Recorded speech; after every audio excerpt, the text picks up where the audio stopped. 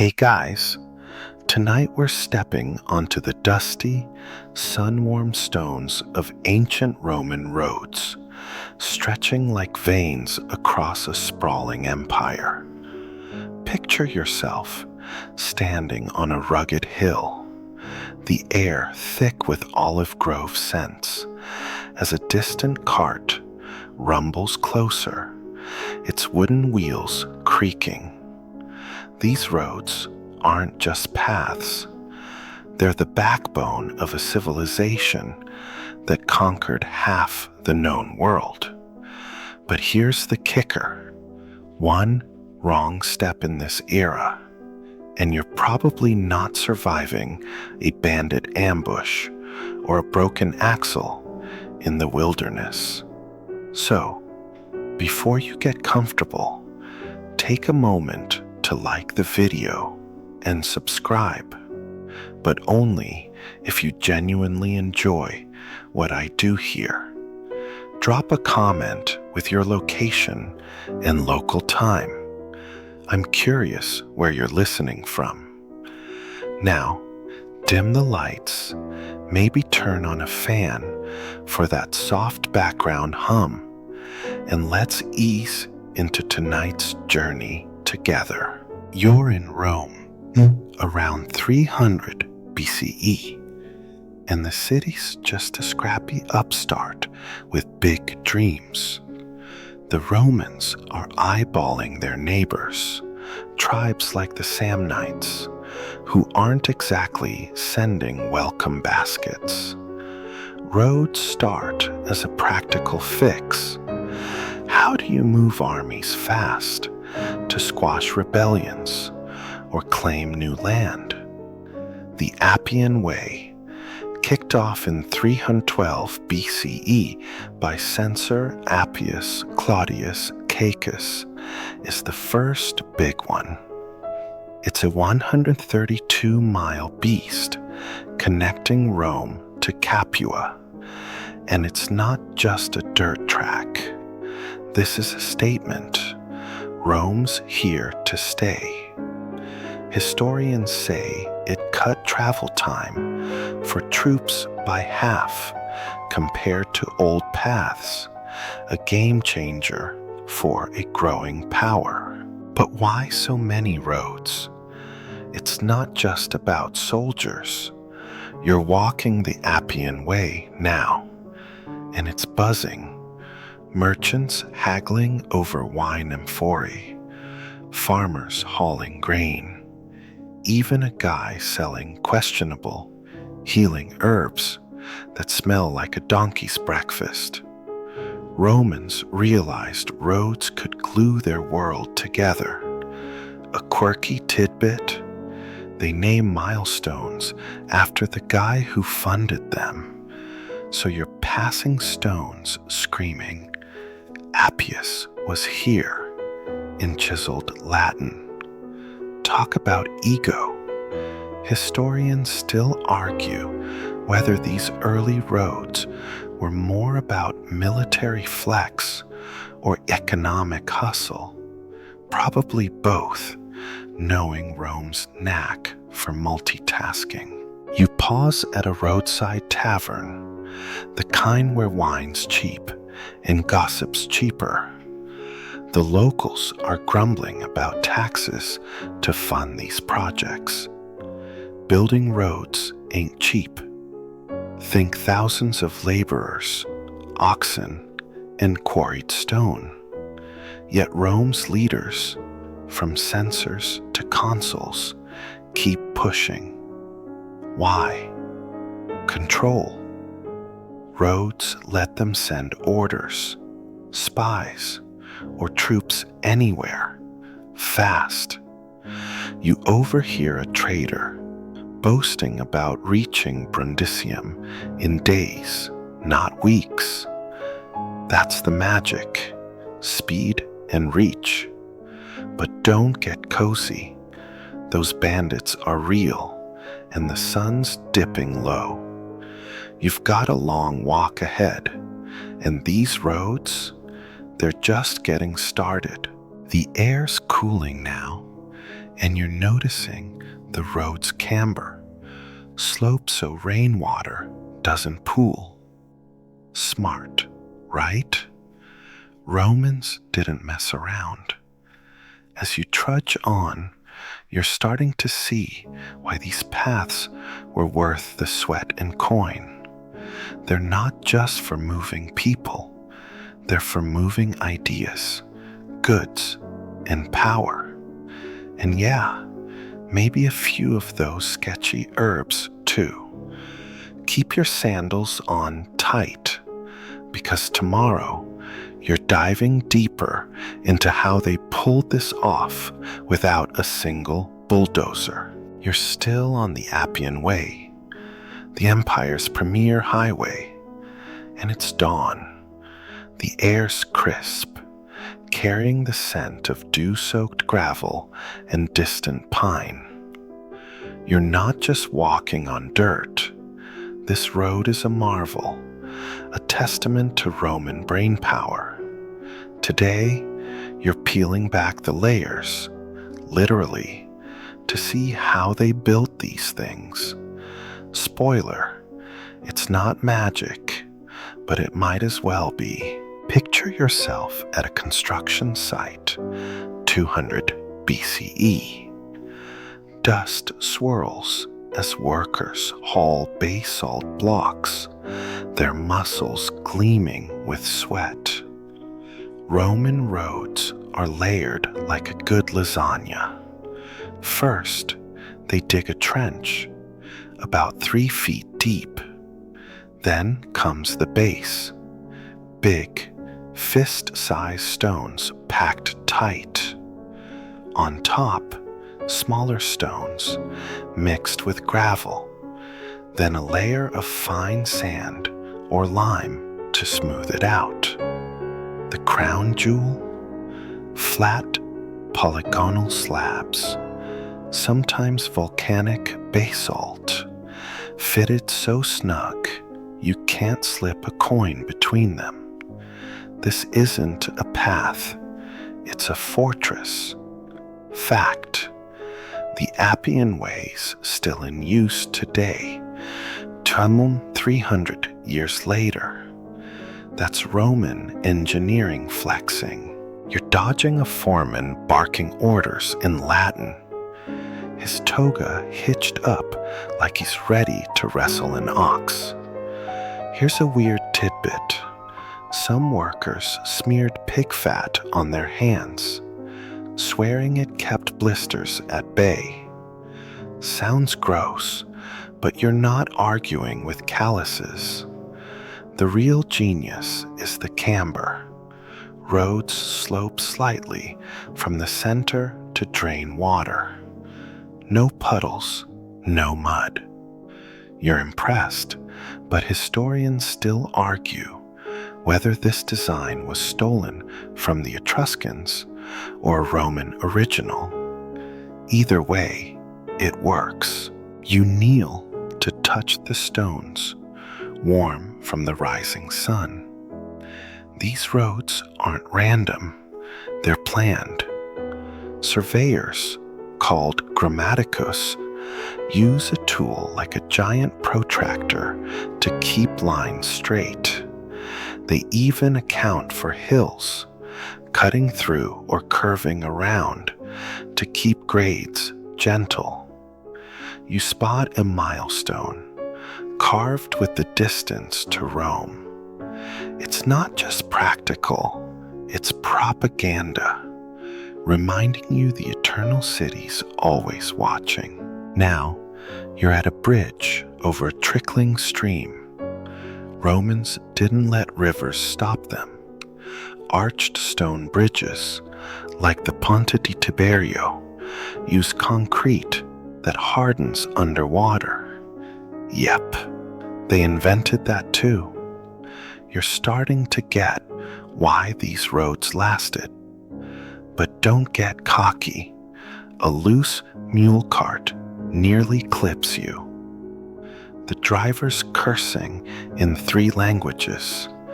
A reminder, this is a working road, not a museum. As you walk, You notice drainage ditches flanking the road, keeping it dry even in storms.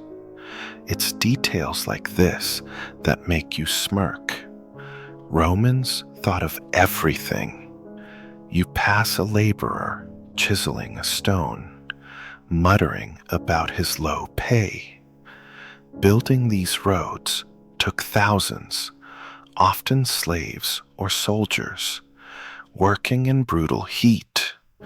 You're grateful for your sandals, but they're no match for the miles ahead. A joke floats by. Why'd the Roman road last so long?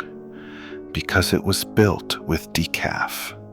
Durable, clever, and functional. You chuckle, but it's true. The sun's climbing, and you're feeling the road's rhythm. Smooth, steady, endless. It's not just about getting from A to B. It's about making an empire feel small. You're starting to see the bigger picture, but for now, keep moving.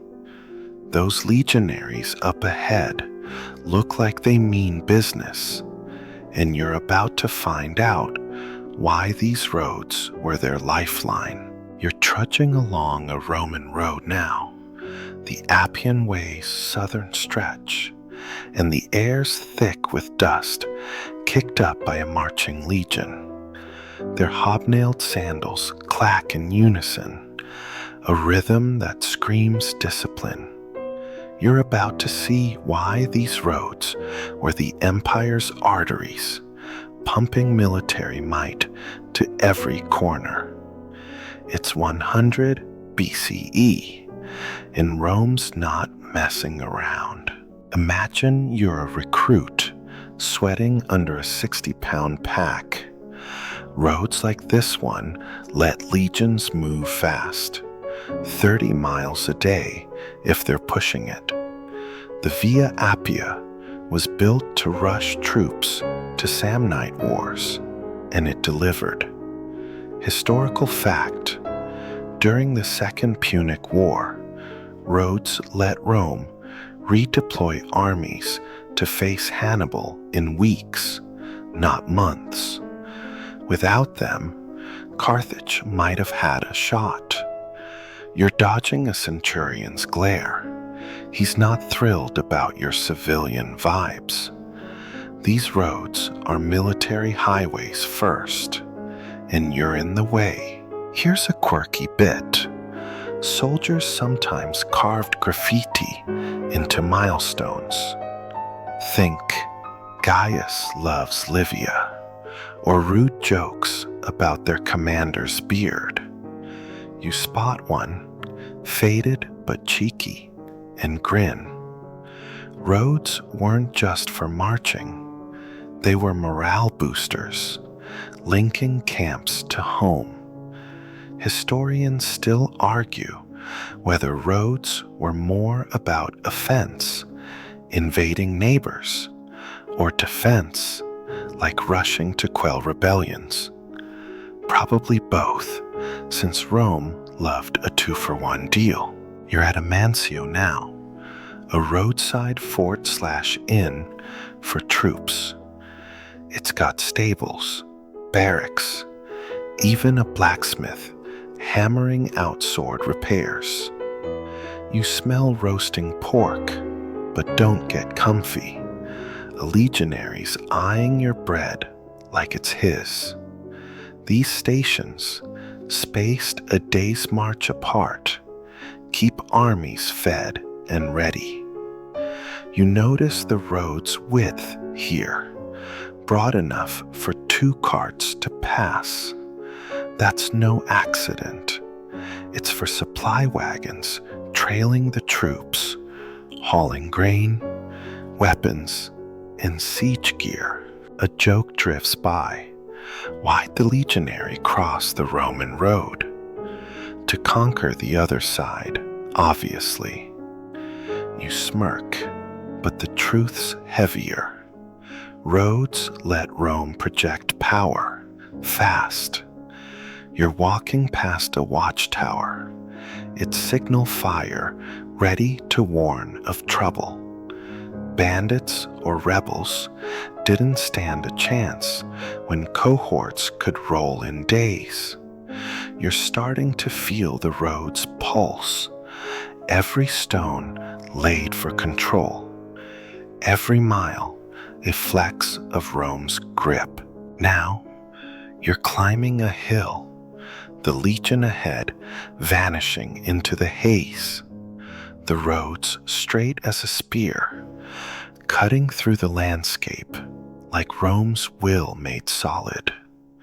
You pass a courier, his horse galloping with dispatches for the Senate. Roads made communication stupidly fast for the time. Messages could cross Italy in days. You're impressed, but a loose cobble trips you. No one's laughing, least of all the soldier who mutters about clumsy locals. As the sun dips, you're catching the bigger picture. These roads weren't just for soldiers. They carried Rome's ambitions. You're tired, your sandals are shot, and the legion's campfire glow is tempting. But keep moving. Those merchants up ahead are about to show you how these roads turned Rome into a trade juggernaut. For now, watch your step, and maybe don't eyeball that centurion again. You're still on the Appian Way, but now it's 50 BCE, and the road's alive with commerce. Carts groan under stacks of amphorae, their clay glinting with olive oil residue. You're dodging mules and merchants shouting deals in a half-dozen languages. These Roman roads aren't just for soldiers anymore. They're the empire's economic engine, and you're about to see how trade exploded because of them. Picture yourself at a bustling roadside market.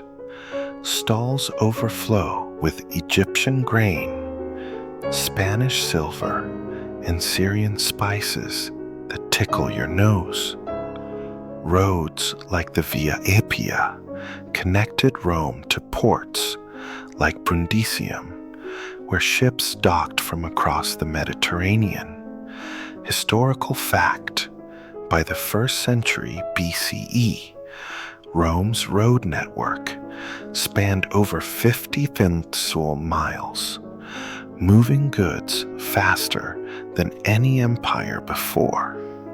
You're eyeing a trader selling Gaulish wool cloaks. Pricey, but they look cozy. Too bad your purse is mostly lint. Here's a quirky tidbit. Some merchants used roadside branding, carving their names into clay pots to advertise. You spot one stamped Lucius Fish Sauce King. Apparently, his garum was legendary. If you ignore the fermented fish stink. Historians still argue whether roads drove trade or if trade demanded more roads. Chicken, egg, Roman style. Either way, the cash was flowing. You're weaving through the crowd now, the road's camber guiding your steps. These highways slashed travel times. Goods from Alexandria could hit Rome in weeks, not months.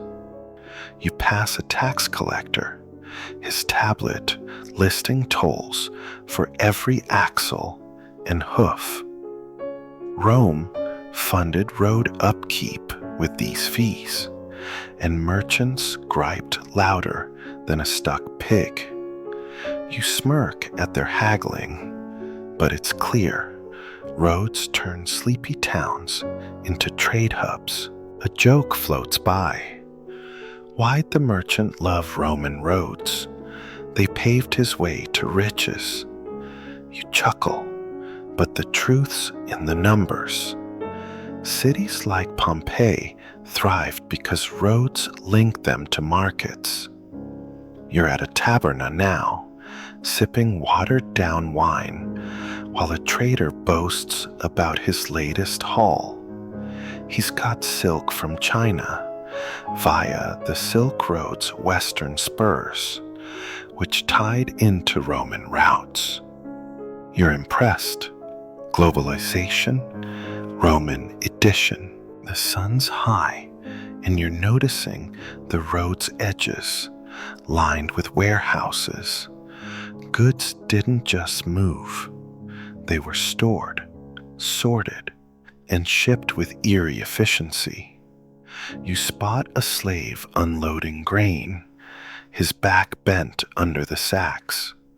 Trade boomed, but it leaned on brutal labor. You're starting to feel the road's rhythm. Every cobble a step toward wealth, every mile a link in Rome's economic web. Now, you're passing a caravan headed for Neapolis. The driver's cursing a broken wheel, and you're grateful for the road's smooth surface. Most of the time, these routes weren't perfect. Mudslides or bandits could snarl things up, but Rome's engineers kept them running, and merchants kept coming. You're tired, your sandals caked with dust, but the market's energy is contagious. Keep walking. Those traders are whispering about far-off provinces, and you're about to see how roads wove Rome's cultures together. You're on the Via Flaminia now, heading north from Rome, and it's 20 CE. The road hums with travelers, merchants, officials, and a family chattering in a mix of Latin and Greek. These Roman roads aren't just for trade or troops. They're stitching together a sprawling empire's cultures, and you're about to see how. The air's sharp with cedar and the faint tang of a nearby vineyard. Picture yourself pausing at a crossroads shrine, where a Gaulish trader offers a coin to Mercury. Roads like this one, stretching to Rimini, linked Rome to provinces as far as Britain and Egypt. They carried more than goods. Ideas, languages, and customs hitched a ride. Historical fact: by the 1st century CE, over 250,000 miles of roads connected 32 provinces, making Rome a cultural melting pot. You're dodging a poet reciting bad verse in Aramaic, probably hoping for a coin. Good luck, pal. Here's a quirky bit. Some travelers carved tourist graffiti on roadside taverns, like "Cassius slept here. Food's awful." You spot one, chuckling at the ancient Yelp review. Roads let people move, mix, and complain across borders. Historians still argue whether roads homogenized cultures or preserved local quirks. Did everyone become Roman, or just borrow the cool bits?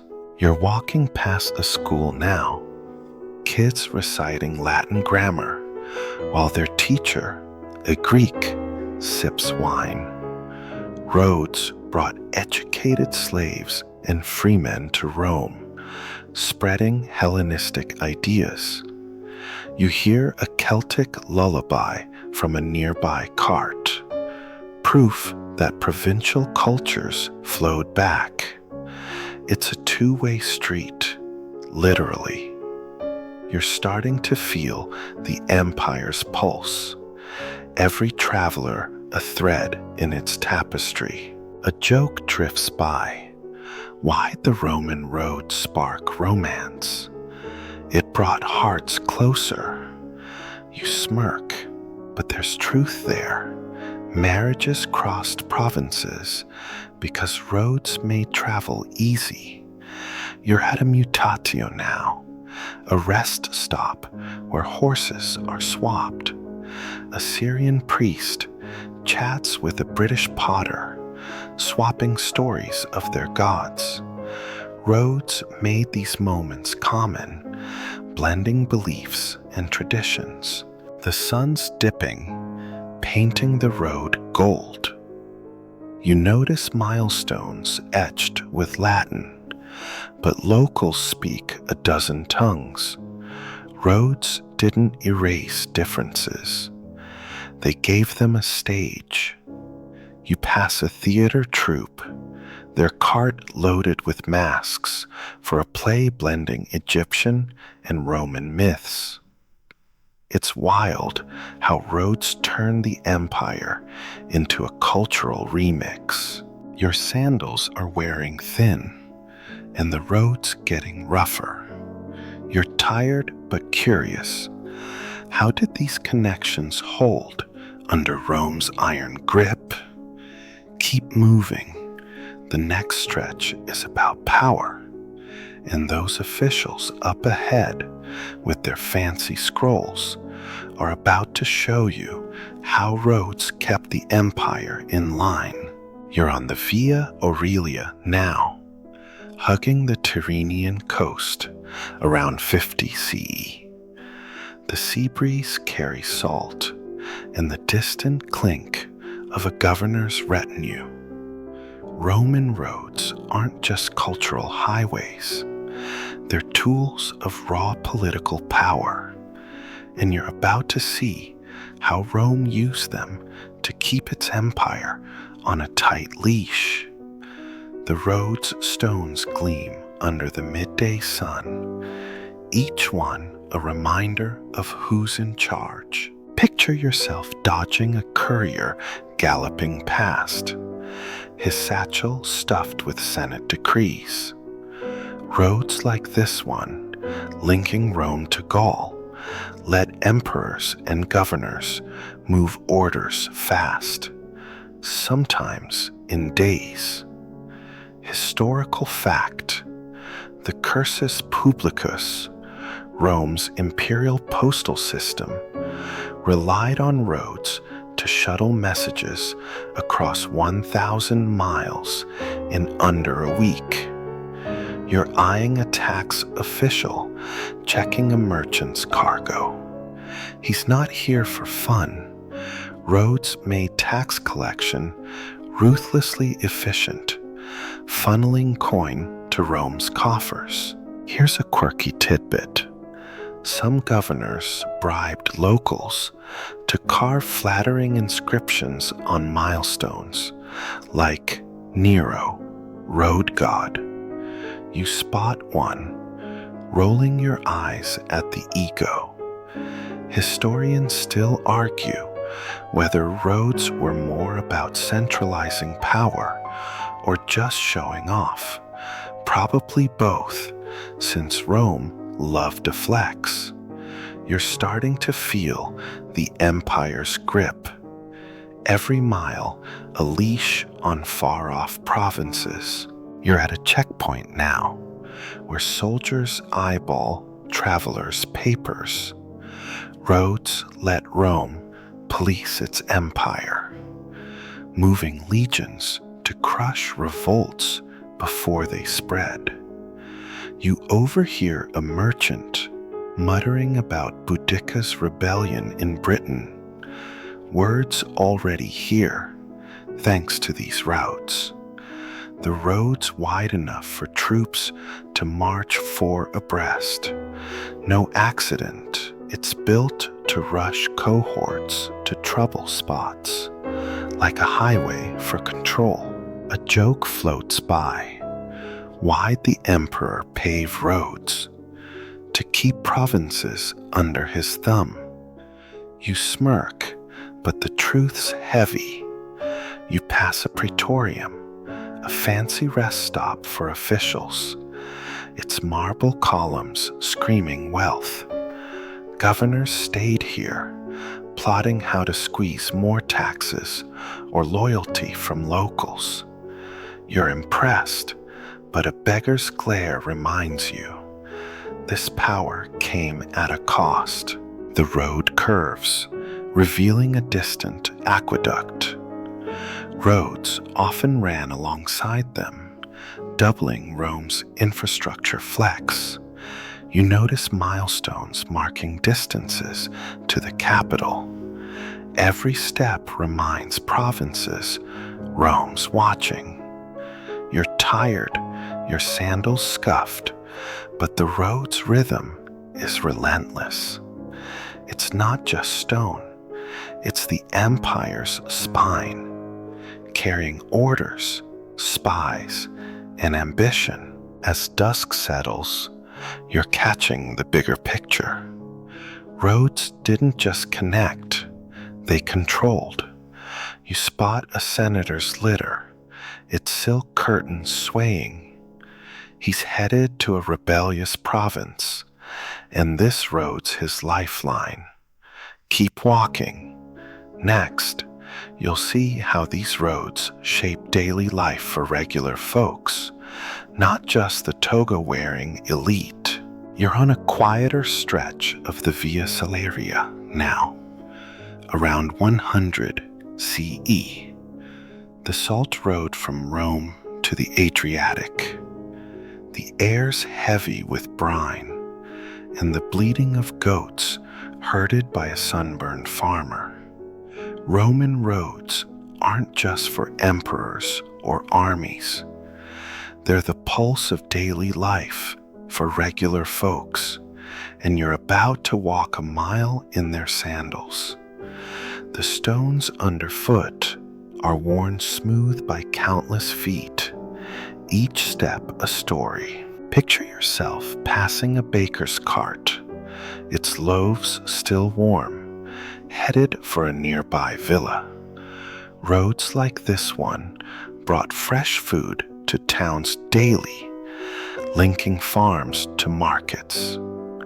Historical fact: by the 2nd century CE, Rome's urban population hit 1 million, fed by goods hauled on roads from Italy's hinterlands. You're dodging a kid, chasing a stray chicken. City life spills onto these routes, chaotic and alive. The kid grins, offering you a bruised apple. Tempting, but you're not sure it's washed. Here's a quirky tidbit. Locals sometimes used roads as sundials, gauging time by shadows on milestones. You spot a farmer squinting at one, muttering about being late for market.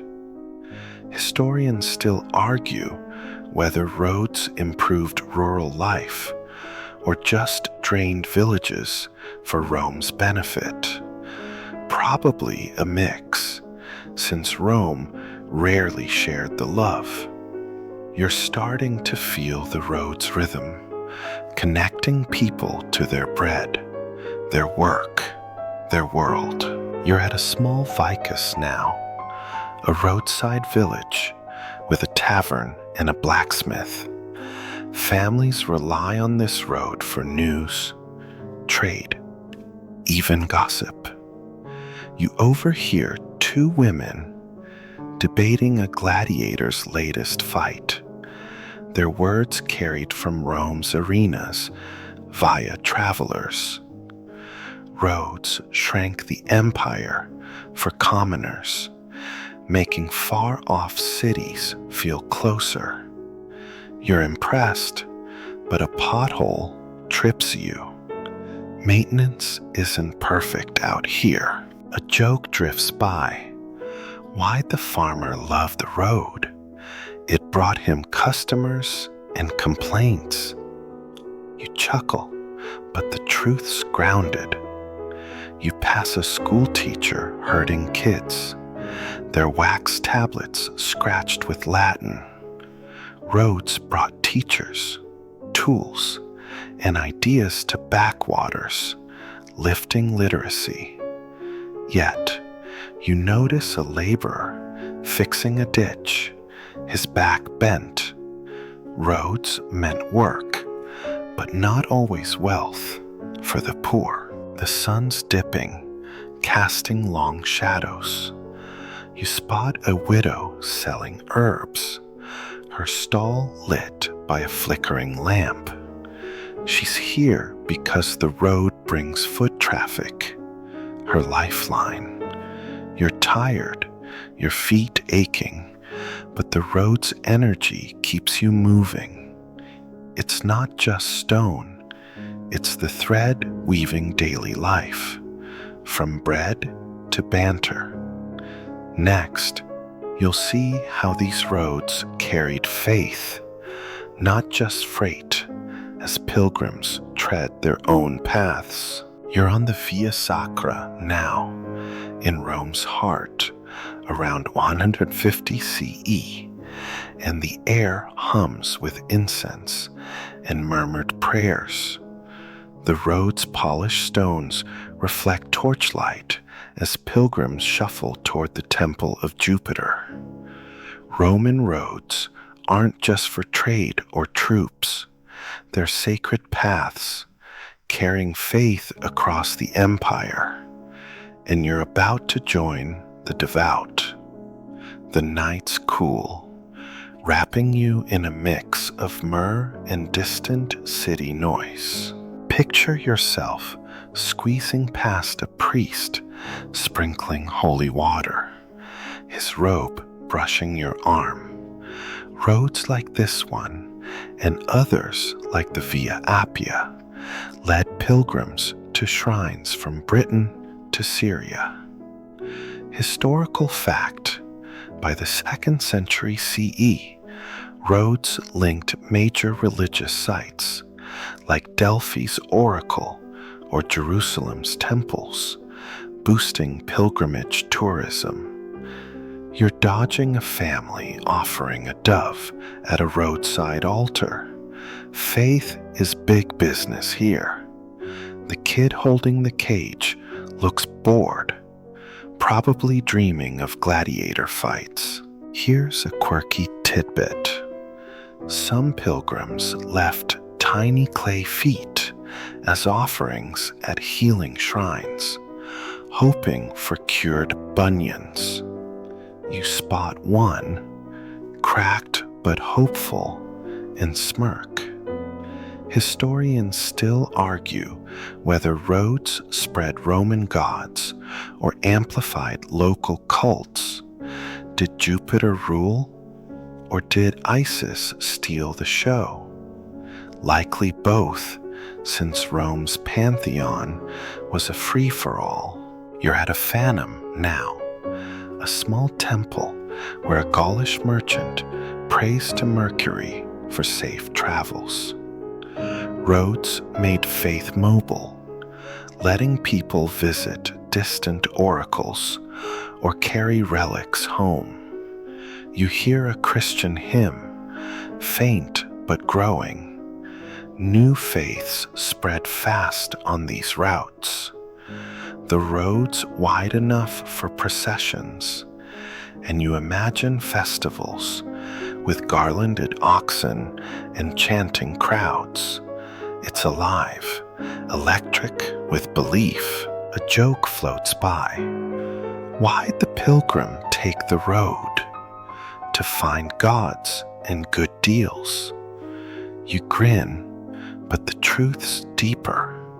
You pass a milestone etched with a prayer to Diana. Proof faith marked these paths.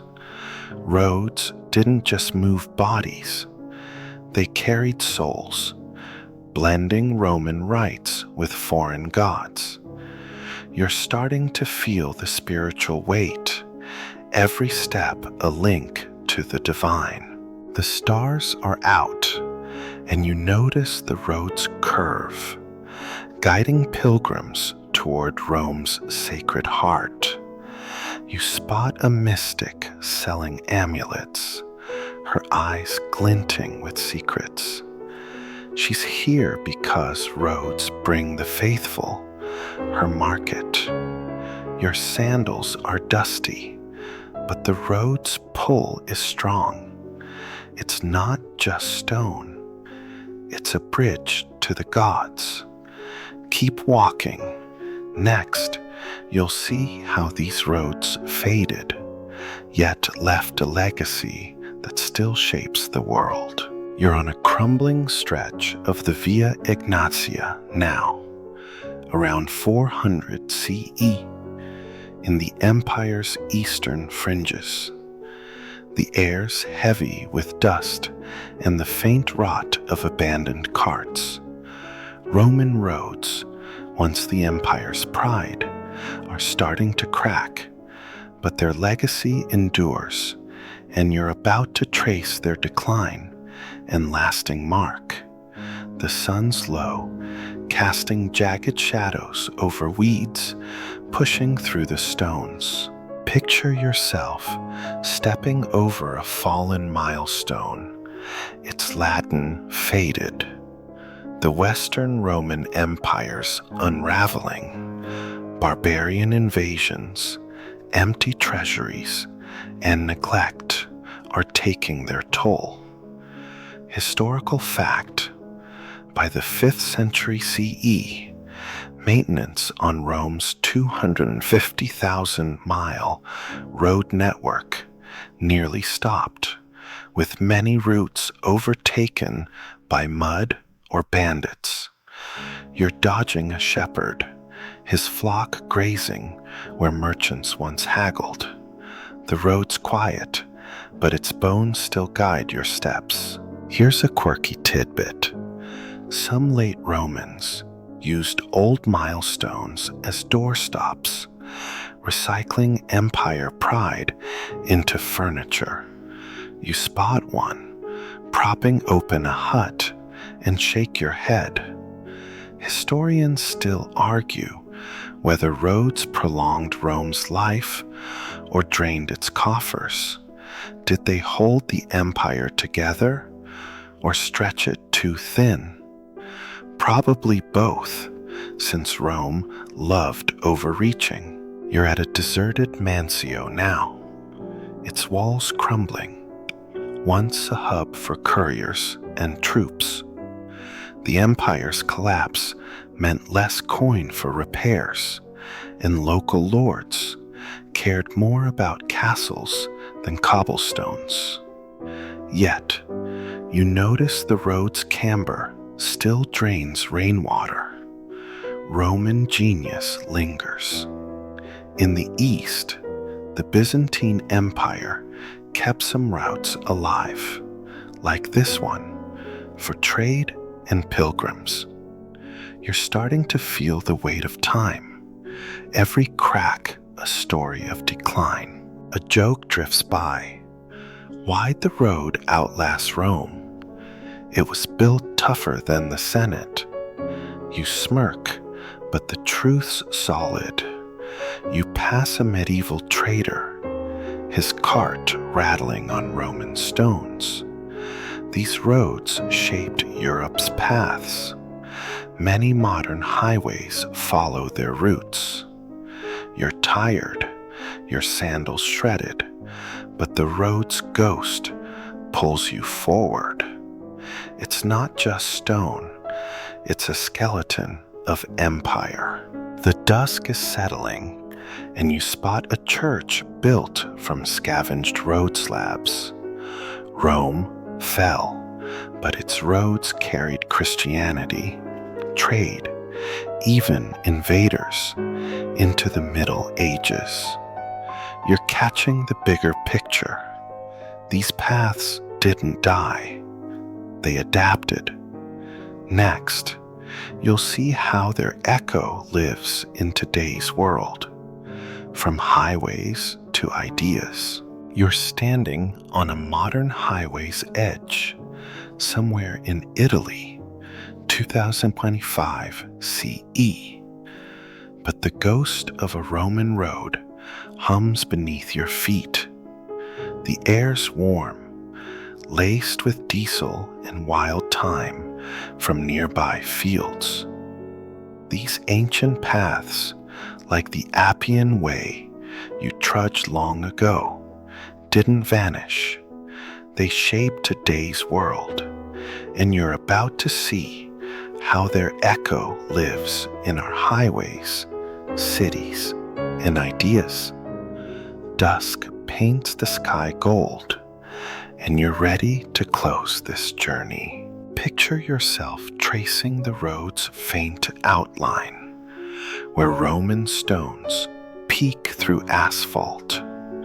Many modern routes, Italy's A1, Spain's N340, follow Roman blueprints, their straight lines a nod to those old surveyors.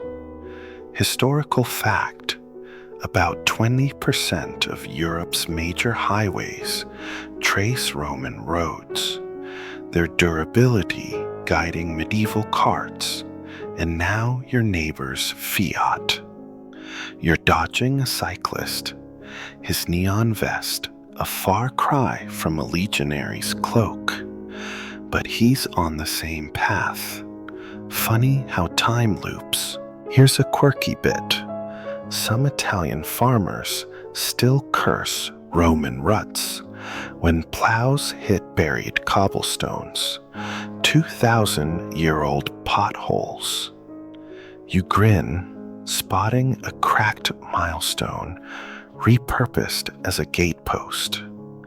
Historians still argue whether Roman roads inspired modern infrastructure or just got lucky with geography. Did Rome pick the best routes or make them best? Either way, you're walking proof they endure. You're at a roadside cafe now, sipping espresso as trucks rumble by. Roman roads birthed cities: London, Lisbon, Cologne, because they were crossroads. You notice a sign for Rome, 100 miles away, echoing those old milestones. The empire's gone, but its roads taught us connection, trade, travel, even the internet's information superhighway owes a debt to Rome's obsession with links. You're starting to feel it. Every road you've ever driven ties back to these stones. A joke drifts by. Why's the Roman road still relevant? It's the ultimate life hack. You chuckle, but the truth's profound. You pass a tour group, their guide waving at the Appian Way's ruins. These roads aren't just relics. They're lessons in planning, grit, and vision. You're tired, your shoes scuffed, but the road's story feels alive, pulsing under modernity's skin. The stars are emerging, and you're catching the final thread. Roman roads showed how to bind a world. Soldiers, merchants, pilgrims, all moved by stone and will. You spot a church spire built on Roman foundations and smirk. Nothing's new, it's just remixed. Your journey's ending, but the road stretches on in maps, minds, and miles. The night's settling now, soft and heavy, like a blanket over the world. You're back on that ancient road, but it's quieter. The stones cool under your feet. The hum of history fades, leaving only the rustle of leaves and your steady breath. These roads carried empires, dreams, and dusty sandals, but now they're carrying you to rest.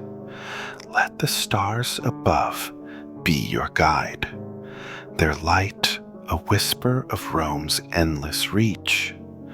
Close your eyes, feel the road's rhythm slow, and drift into the dark, where stories wait like old friends. Sleep well, traveler. You've walked far,